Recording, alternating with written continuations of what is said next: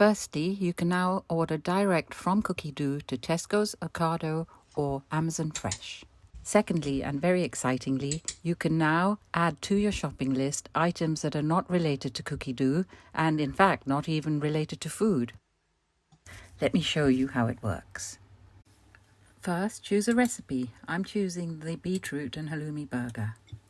I'm then going to go to the three little dots on the side of the title, click on Cook Today. Then I'm going to scroll to Add to Shopping List.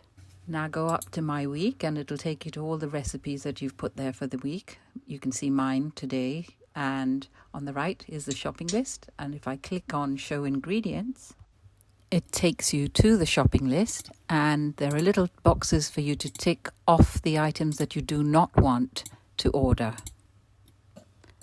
Below the ingredients list, there's an additional items list, and there you can add whatever other items unrelated that you may want to order from the supermarket.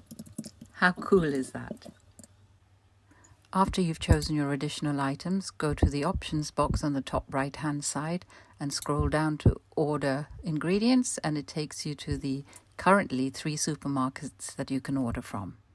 Other options include sharing by copying and pasting or deleting everything, or you can print your list out.